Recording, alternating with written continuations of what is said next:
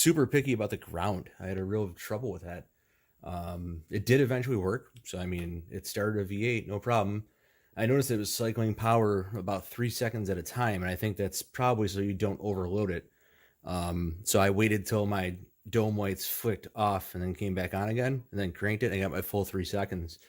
It felt just like a freshly charged battery in there. So it actually worked pretty good. So I'm all in all for $50, I can't complain. And I'm pretty confident that would start any motor I own.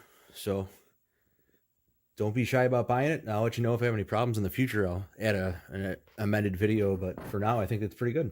The battery was so dead in that Trans Am that you actually didn't even have a dome light when you opened the door unless the jumper pack was hooked up. So it was dead.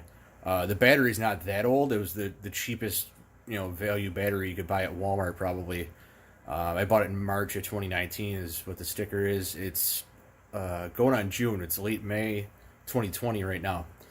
So obviously the battery does not get used a lot. The car sits all winter, and this winter it had a fuel pump repair too, so it really didn't even get started the way I would normally start it if I'm not driving it. So it was a pretty dead battery to begin with, and I think that this thing did a great job. So if you're looking for a jump starter that's compact, powerful enough to start a V8 engine, and under $50, I think I paid 49 and change plus tax.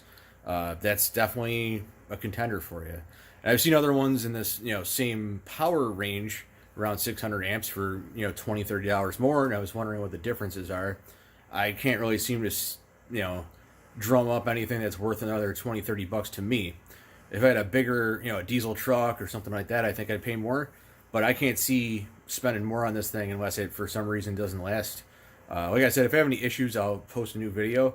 Maybe in 6 months or a year, I might post another video anyway, just kind of reviewing how it's done for me so far.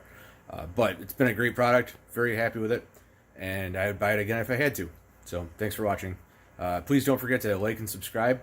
If you could subscribe to my channel, I really appreciate it. It helps keep me going and motivated to make more videos like this to help people out like you and I that just work on cars in our garage.